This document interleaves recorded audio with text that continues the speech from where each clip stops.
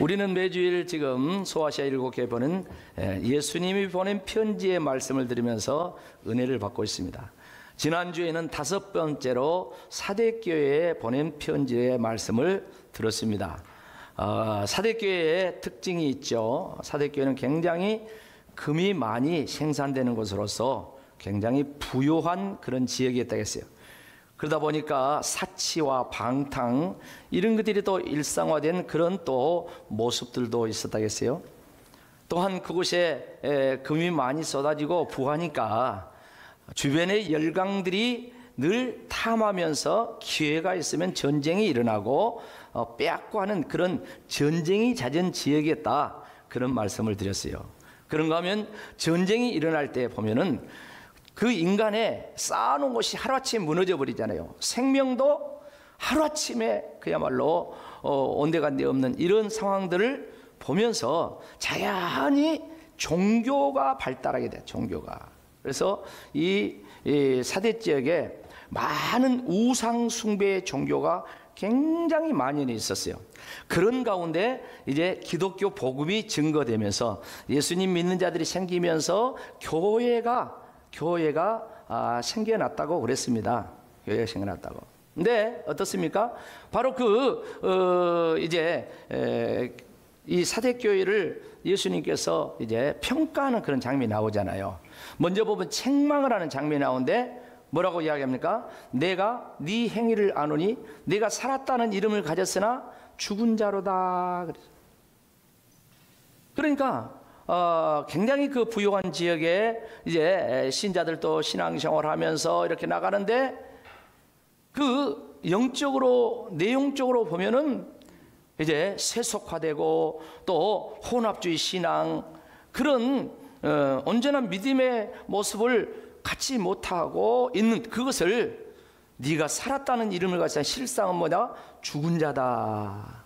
껍데기만 이렇게 화려하다. 그런 책망을 했어요. 그런데 또 칭찬이 나옵니다. 대부분의 그런 상황이지만은 그 사대교회 몇 사람들은 흰 옷 입은 신앙의 순결성을 유지한 그런 사람들이었어요. 그래서 그 사람들을 예수님께서 칭찬을 하는 그런 장면이 나옵니다.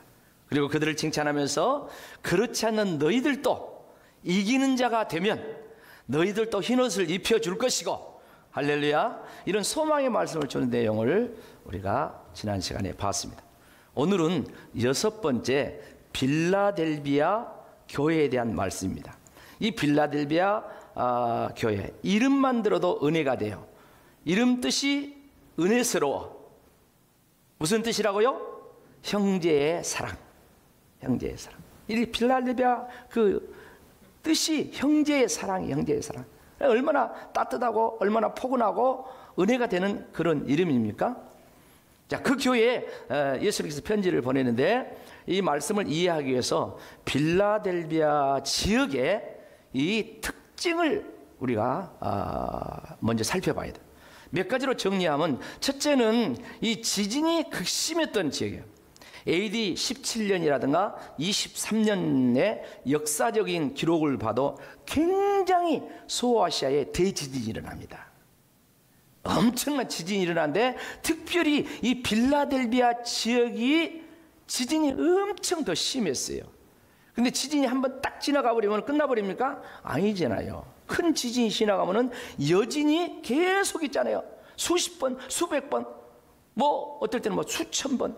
그 여진이 계속 될 때 집안에 들락날락 하면서 얼마나 생활이 힘들었겠어요. 그런 지역이에요. 그리고 두 번째는 이제 로마로 향하는 교통 요충지였어요. 여러분, 속담과 같은 말 속에 모든 길은 어디로? 로마로. 바로 이때야. 이때 로마가 굉장히 번창을 하고 있을 때 바로 그 로마로 향하는 요충지, 교통 요충지가 바로 이 빌라델비아 지역이었다. 그런가 하면 그곳에 최대 포도주 생산지였어요. 그런가 하면 또 영적으로, 신앙적으로는 혼합 종교가 굉장히 극성을 이뤘어요. 그래서 제2의 아테네, 그리스에는 많은 신화가 있잖아요. 많은 종교가 있잖아요. 그래서 이곳을 제2의 아테나라고 말할 정도로 그런 지역적인 특성을 갖고 있었다는 것입니다. 자, 이 교회에, 이 지역에 빌라델비아 교회가 세워지면서 예수님께서 편지를 보냅니다. 자, 그런데 예수님을 이렇게 묘사하는, 각 교회 편지를 보냈다 묘사하는 그 내용이 나오잖아요. 그럼 빌라델비아 이 교회 편지를 보낸 예수님은 어떻게 묘사가 되었는가? 오늘 7절 말씀 다시 보면 이렇게 말씀하고 있습니다. 같이 읽어봅시다. 빌라델비아 교회의 사자에게 편지하라. 거룩하고 진실하사 다윗의 열쇠를 가지시니, 곧 열면 닫을 사람이 없고 닫으면 열 사람이 없는 그가 이르시되. 자, 예수님을 다윗의 열쇠를 가진 분이라고 이렇게 묘사를 했어요. 묘사를. 자, 그러면 우리가 다윗의 열쇠란 말을 먼저 이해를 해야 될 거 아니겠습니까? 그럼 다윗의 열쇠란 말은 무슨 말인가? 이스라엘 민족의 역사 속에, 아니 다른 나라도 이렇게 합쳐서 이야기한다 할지라도 다윗과 같은 그런 역사적인 왕이 없어요. 이스라엘 역사 속에 보면 다윗이 얼마나 영토도 최고로 넓히고, 그리고 많은 주변 나라들부터 조공도 받고 굉장한 그런 역사적인 인물이 다윗 왕 아닙니까? 그러면 다윗이 열쇠를 가졌다는 무슨 말이냐면 다윗의 이 내탕고, 그렇죠? 왕궁에 내탕고가 있을 거 아닙니까? 그곳에는 엄청나게 많은 금은보와 이 재물이 다 들어있단 말이에요. 그 열쇠를 누가 갖고 있어요? 다윗이 갖고 있어요. 다윗이 그 열쇠를 가지고 이제 관리를 하는데, 또 관리자가 있으면 시켜서 이렇게 쓸 거 아닙니까? 그걸 비유로 이야기한 것이죠. 예수님은 그 다윗의 열쇠, 다윗과 같이 그런 열쇠를 가지신 분이다. 무슨 열쇠? 천국의 열쇠를 가진 분인 줄로 믿습니다. 천국의 열쇠. 예? 모든 좋은 것, 모든 귀한 것, 모든 보화가 하늘로부터 내려온다는 줄로 믿습니다. 바로 그 천국의 열쇠를 가져, 다윗의 열쇠를 가진 것처럼 예수님이 그 열쇠를 가진 분이다, 이렇게 묘사를 하고 있습니다. 여러분, 열쇠의 쇠통 기능이 뭡니까? 문을 닫고 그 다음에 열고 하는 그런 기능이 아니겠습니까?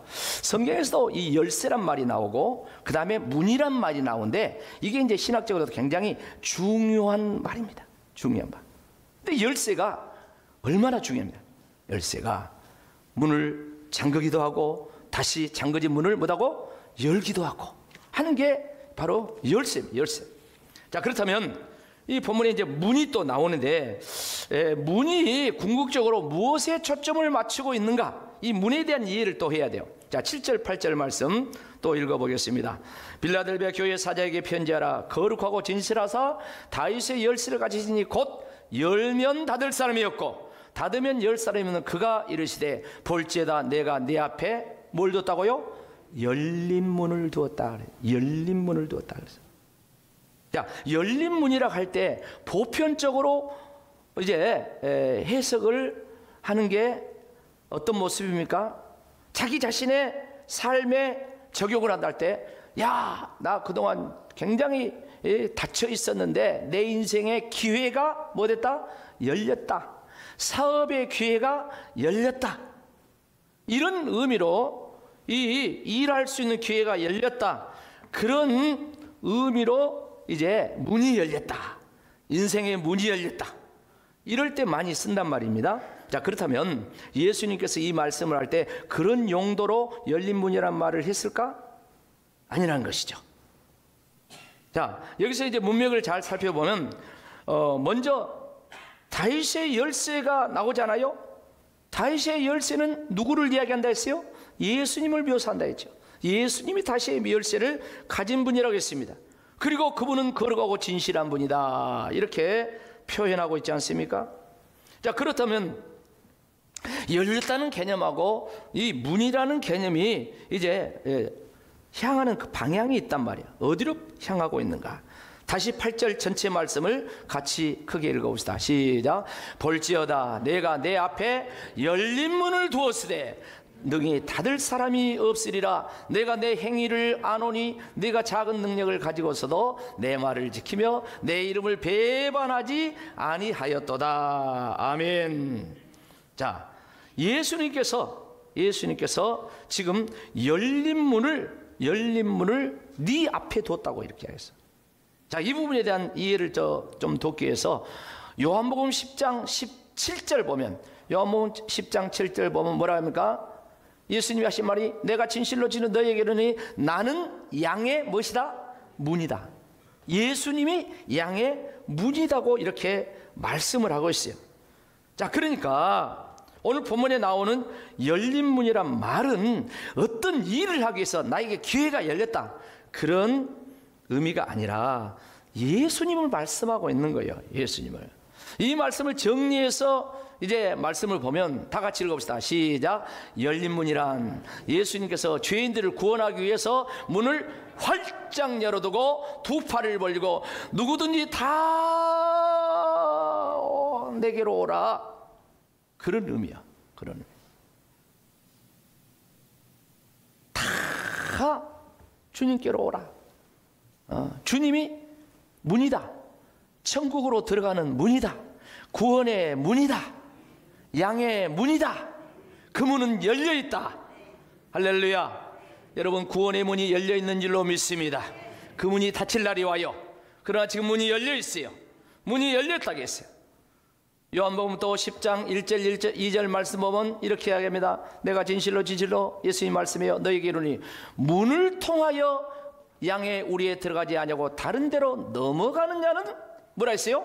절도요 강도라 했어요. 그러면서 2절 말씀 보면 문으로 들어가는 이는 양의 뭐다? 목자다. 이 문을 이야기. 이 말씀이 무슨 말씀입니까? 예수님을 믿는 믿음으로 고백되어지지 않는 그런 신앙은 가짜 신앙이라는 거예요. 여러분, 우리가 이단을 분별을 하잖아요. 여러 가지 이단 분별 이제 내용들이 있습니다. 근데 그 가운데 가장 핵심적이고 가장 중요한 것이 뭐냐면 구원론이야. 구원론. 그러니까 예수님을 믿음으로 말미암아 죄 사함 받고 구원받는데, 바로 이 부분에 대한 예수 믿는 이 믿음에 대한 정확한가, 이걸 가지고 이단을 구별을 하는 거예요. 그러니까 구원을 얻는 길은 예수님 외에는 다른 길이 있다 없다? 없다는 거예요. 그런데 이단들을 보면은 2000년에 이 땅에 그 예수 말고 자기가 예수다 등등 하면서 자기가 구원자라고 이렇게 이야기하는 그런 이단들이 얼마나 많습니까? 사도행전 4장 12절 말씀 보면 이렇게 이야기합니다. 같이 읽어봅시다. 시작. 다른 이로서는 구원을 받을 수 없나니 천하 사람 중에 구원을 받을 만한 다른 이름을 우리에게 주신 일이 없다. 예수님 말고 다른 이름을 하나님께서 구원자로, 죄와 사망에서 구원하신 그 구원자로 보내신 일이 있다 없다? 없다. 부처님도 아니에요. 공자님도 아니에요. 소크라테스도 아니에요. 세상에 어떤 훌륭한 사람도 훌륭하기는 하겠지만 그들이 죄를 사하고 그들이 사망에서 지옥에서 천국으로 구원한 구원자는 아니라는 거예요. 아니라는 거예요. 예수님만이 구원자라는 거예요. 그래서 그 예수님이 구원자라는 것을 우리가 어떻게 알 수 있습니까? 예수라는 이름 뜻에서 우리가 알고 있잖아요. 마태복음 1장 21절 말씀은 다 같이 합시다. 시작. 아들을 낳으리니 그 이름을 예수라 하라. 이는 그가 자기 백성을 그들의 죄에서 구원할 자이심이라 하니라. 아멘. 요셉이가 마리아와 이제 결혼하기로 약속을 했습니다. 아직 결혼은 안 했어요. 그런데 어느 날 보니까 마리아가 헛구역질하고 보니까 이상해. 배가 불러와. 아니, 나 말고 다른 좋아하는 사람이 있는가 보다 하고 요셉이가 그렇게 해석을 하고 생각을 하고 이제 마리아와 이제 단절을 하려고 해. 그런데 거기 성경 말씀 보니까 요셉은 의로운 사람이라 마리아의 이 부정한 것을 들춰내지 않고 조용히 끊으려고 했다더라. 그리고 잠을 잤어요. 잠을 잤는데 하나님께서 꿈에 현몽하사 천사를 보내사 요셉아 요셉아 네 약혼자 마리아가 네가 생각한 것처럼 그렇게 다른 남자 좋아해서 부정하게 임신한 것이 아니다. 마리아가 임신한 것은 성령으로 잉태하였으니 그가 아들을 낳으리니 그 이름을 뭐라 하라? 예수라 하라. 이는 자기 백성을 저들의 뭐에서? 죄에서 구원할 자라. 할렐루야. 그렇게 하나님께서 이름을 지어줬어. 그래서 여러분 기도가 잘 안 될 때는 그냥 예수님, 예수님, 그렇게 예수만 불러도 돼.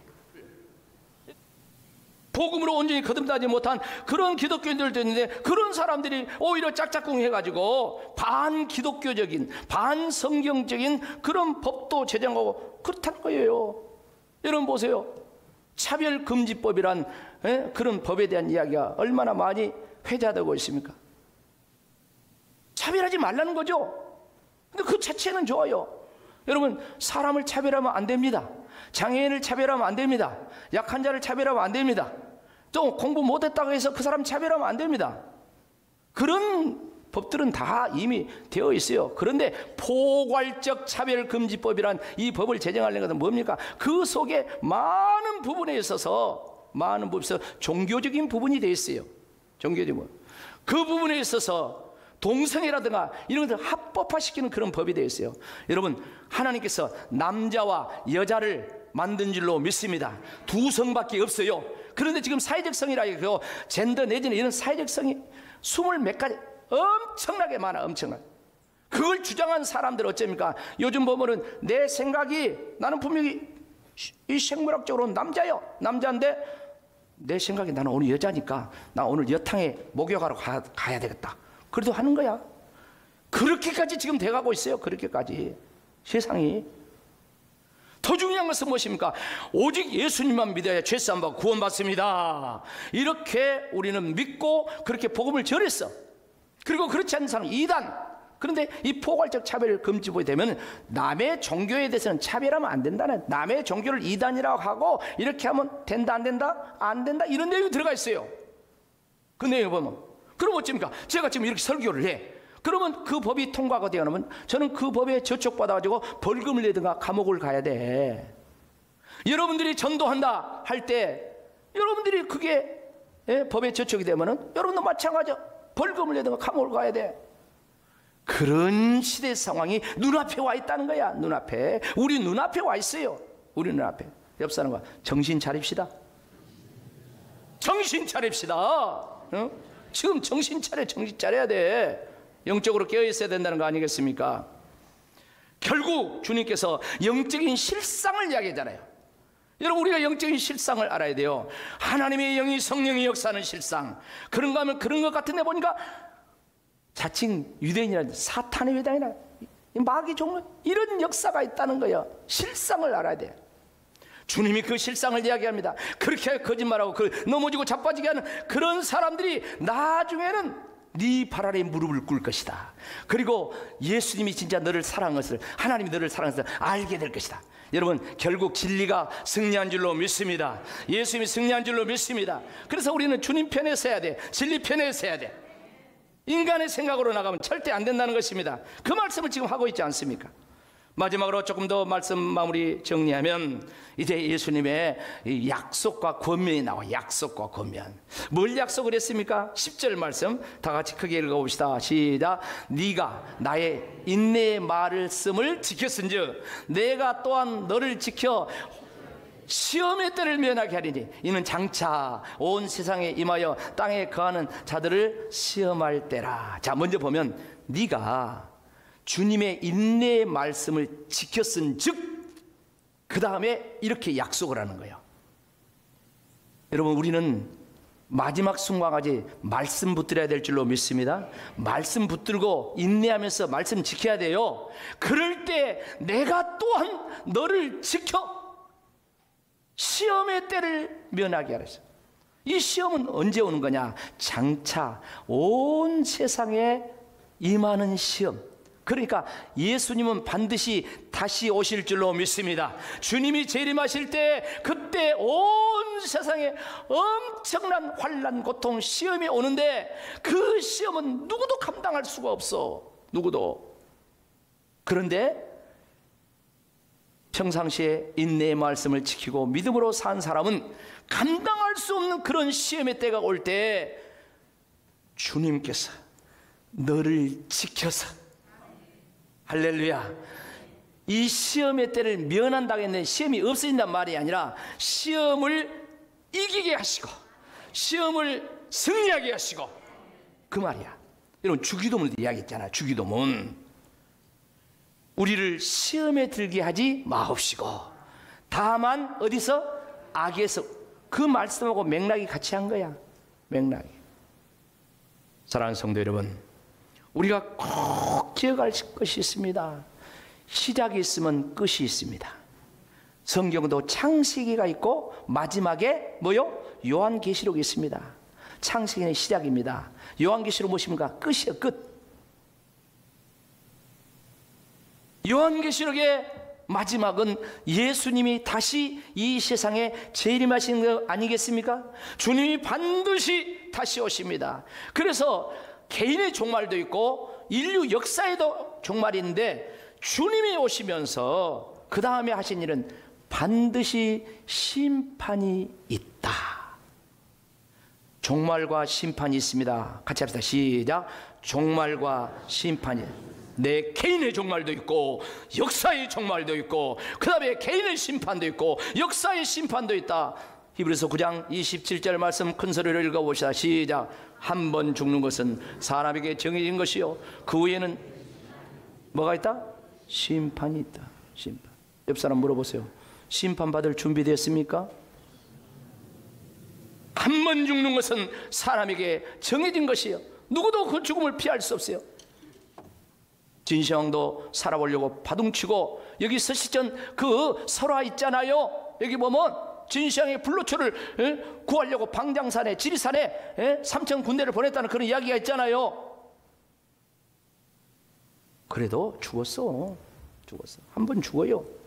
살아있는 동안 저와 여러분은 죽음을 준비해야 될 줄로 믿습니다. 주님 만날 준비해야 돼요. 심판을 준비해야 돼요. 반드시 심판이 있다고 그렇게 말씀하고 있어요. 종말의 때는 하나님의 엄청난 환난 고통이, 시험의 때가 있으니까 그것을 누구도 감당할 수 없어. 그런데 오늘 말씀 약속하시기를 그 시험을 감당할 수 있게끔, 이길 수 있게끔 하신다. 다시 말씀드리면 빌라델비아 교회 성도들이 현재의 믿음을, 말씀을 지키면서 저들이 주님의 이름을 배신하지 않고 힘들고 어려운 가운데서 살아가니까 네 장래를 보장하겠다, 그렇게 말해요. 여러분, 내일은 오늘에 의해서 결정되는 줄로 믿습니다. 내 인생의 내일은 오늘 결정돼요.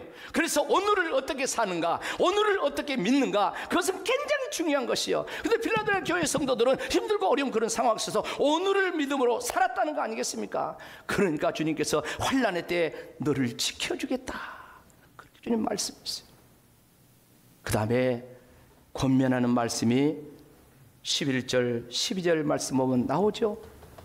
예수님께서 속히 오시겠다고, 재림하시겠다고 말씀합니다. 이 말씀은 요한계시록 20장 20절 저 끝에 성경 마무리하면서 내가 진실로 속히 오리라 하고 성경이 끝나버려. 아멘 주 예수 오시오. 그리고 성경이 끝나버려.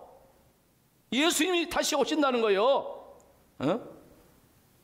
그러니까 너는 네가 가진 것을 굳게 잡아서, 네가 현재 믿음 생활하는 거 그것을 굳게 붙들어서 어떤 상황 속에서 흔들리지 말고 네 멸류관을 빼앗기지 않도록 해라, 그 말이야. 이 멸류관이란 말은 무슨 말이냐면 승리의 왕관, 그런 의미가 아니라 이 말은 이 승리자에게 주시는 어떤 화관, 그런 뜻이에요.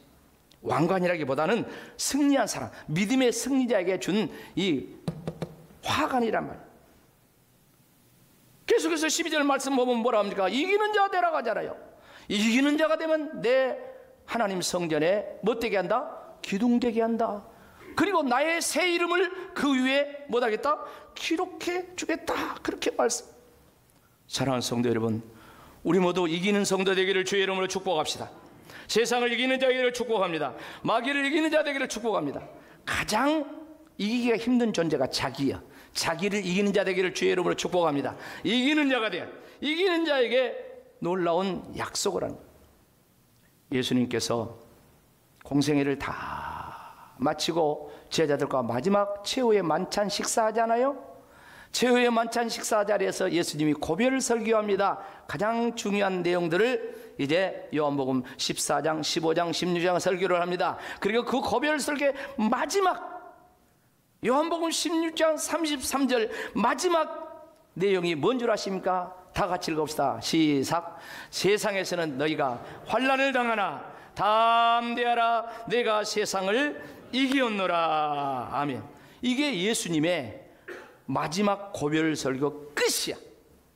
그리고 예수님은 겟세마네 동산에 가서 기도하시다가 체포돼 가지고 십자가 길을 가는 거야. 예수님은 마지막 말씀이요. 너희가 세상에서 환난 당하, 제자들도 환난 당하지. 그걸 다 알아요. 그러나 담대하라, 내가 세상을 뭐랬노라? 이겼노라. 요한일서 5장 4절 말씀 보면 세상을 이기면 이것이니, 세상을 이기는 승리는 이것이니, 우리의 뭐냐? 믿음이. 하나님께서 난 자마다 세상을 이긴대. 근데 세상은 승리는 이것이니, 다른 걸로 이기는 것이 아니라 우리의 무엇으로? 믿음으로 이기다. 옆 사람과 믿음으로 승리합시다. 작은 능력이지만, 작은 믿음이지만, 세상에 엄청난 환난이 있지만 그 작은 믿음으로 이기는 거예요. 끝까지 이기는 자. 우리 모두 믿음의 작은 거인들 되시기를 주의 이름으로 축복합니다. 아멘.